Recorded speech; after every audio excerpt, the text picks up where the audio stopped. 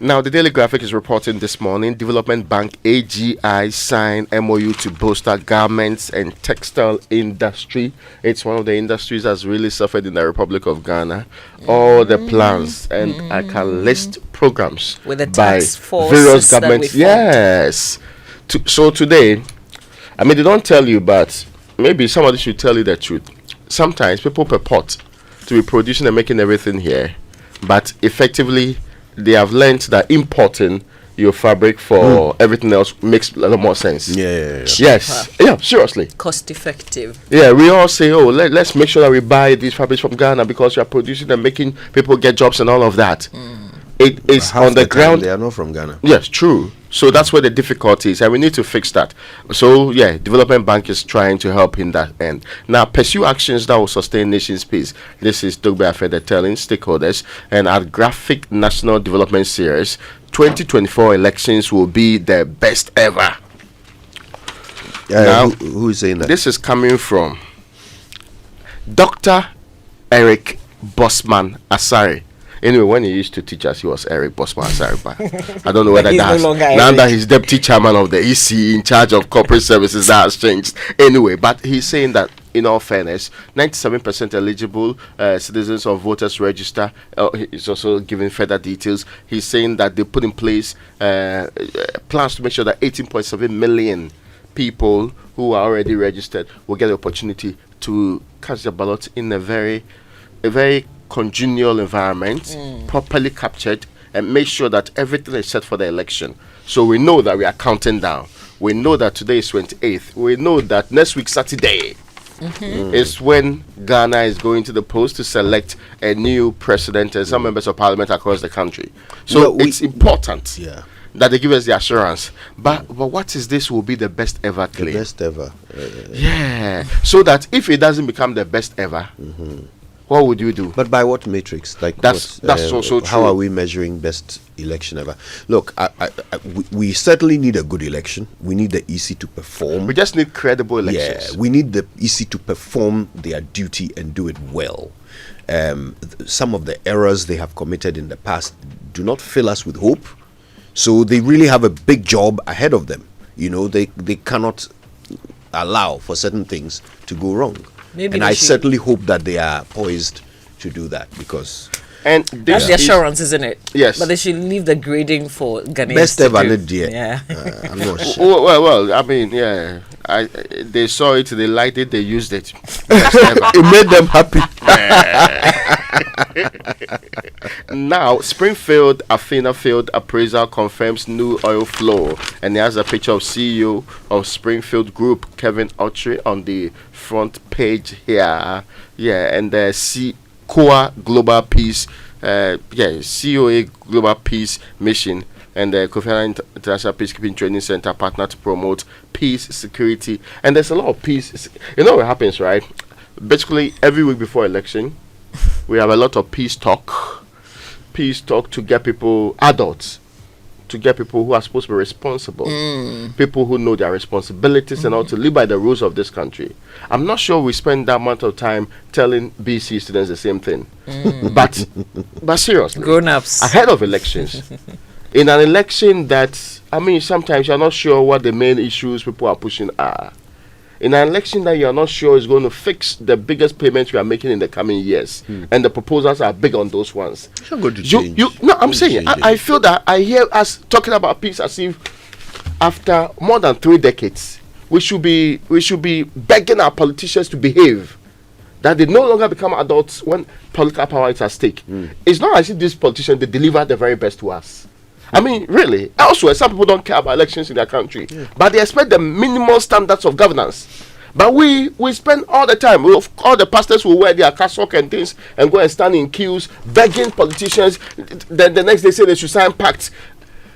I am getting tired of this. Oh, we know you can be responsible, but please behave once in a week for us. And then some of them even have the temerity to say, we won't sign. I mean, we won't sign it. We won't agree to be peaceful. You know, from our conversation yesterday, we know that the campaign strategies have changed. That's why we're not seeing the big rallies. They're more people's specific sort of campaign. They are doing door to door. They are sending their messages. So perhaps those who also, do the whole peace thing should also change the strategy a bit. I'm just thinking, because the it's the same thing that we do. The problem every is that election we have to year. do peace things. Yeah, that's the problem. Yeah, that's right. Basically, this conversation. These peace things are needed. That is the problem. Because we've also grown. Yeah, nobody should tell us to be peaceful. Come on, look. If we were about to, and we sign a pact on it. It's all come and sign. If I will remain peaceful during this time, before, during, and after. Seriously, adults. If we were about to do a census, would we make calls for peace? No, so why is it that a simple civic activity? Yeah, going to vote, we have to call for peace. I'm saying we spend more time on peace than we do telling BC students how to actually write exams and pass well. Seriously, if I check, it's as if we expect those guys will be more responsible in the conduct in the examination room than the adults, the people seeking to run and rule a state. Yeah, really. Anyway, well, let's get that's into the biggest story on the front page. All right, the new finder. There's a good story in the paper. Empowerment of automotive sector. VW makes a big push for informal workers. This is really good. It says Volkswagen. Okay, I've been learning this. I am there. Yeah, I'm there. I said it right. But don't ask me to repeat it. They are pushing for the integration of informal automotive workers into the formal industry by equipping them with modern skills critical to maintaining the new generation of locally assembled vehicles. And this was at the launch of the Amarok pickup truck. We say good morning to the CEO, Jeffrey Opong Pepra, VW CEO. Good thing that you guys are up to. There's a bit of civic education today in the paper on election 2024. 9 days to go. Promote peace, avoid conflicts. Peace. What we've been talking about. Yeah. Also, VIP unveils 100 electric buses for Metro Mass Transit Limited. Now, the Daily Guide is reporting this morning. The biggest story on the front page is Bamia outdoors 100 electric buses. Generally, the philosophy of having electric buses, it's the direction of the world today. The direction, it's also to reduce consumption of fossil fuels. That's because the presumption is that electricity is gotten from alternatives to that, mostly. Now, when you're moving along those lines, I've heard the Vice President say, and there's some evidence elsewhere, I don't know anybody who's done study in Ghana on it, elsewhere to suggest that using or switching to electric vehicles is not only sustainable, but it's actually cost effective in the long run.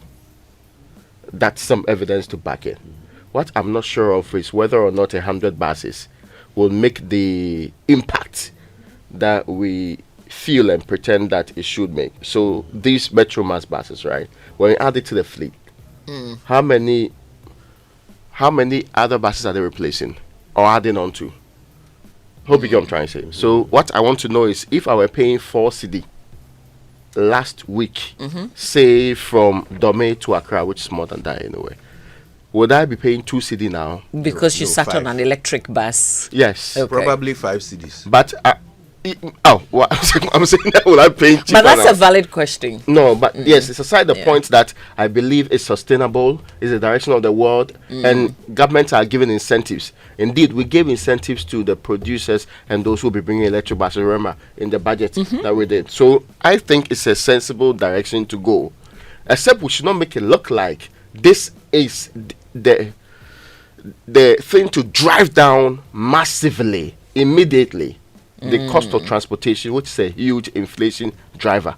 You would have to replace a lot of your fleet. Yeah. And then you would have to use it over a certain period of time to start experiencing these. And Ghana is a country where they believe in that expression. In economics, they say there's rigid downward movements of prices, but people hardly, even when they have announced reduction in prices, people pretend. In fact, sometimes they do it for like a week. Nobody's having a conversation with you. They either tell you it's old against stock. Our religion. Yeah, it's old stock. Anyway, so that's the biggest story on the front page here. And election 2024, military will be at flashpoints. this is a task force that's been put in place. The military, they will be at flash points. We've talked about the presence of the military in our elections, and I think there are calls. Martin Pebu, when we spoke to him, said don't bring them at all. Yeah. Of course, we cannot totally eliminate them, but let us not visibly see them.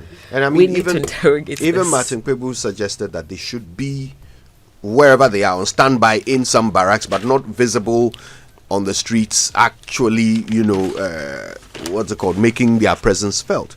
And I mean, to be fair to you, remember the is it Achanse? The commander? The commander. To be fair to him, if you listen to what he said that if the police fail and he is called in, that's when, people had better not try him. Because he will beat the hell out of them. We get it, but that's not an excuse. Relax. But you have to. I want you to imagine a situation where the police has failed. Just imagine that. So the police is trying to keep law and order somewhere, and they failed. So now there's chaos, and the police can't deal with it. Therefore, they've called in the military. I want you to imagine that situation. He's already revealed his intentions to us even before a situation will arise. So he says, if I you will beat the hell out of now you. knowing that, if you find yourself as one of the people in that situation and you see them coming, what will you do? Do you get it now? So it's not really.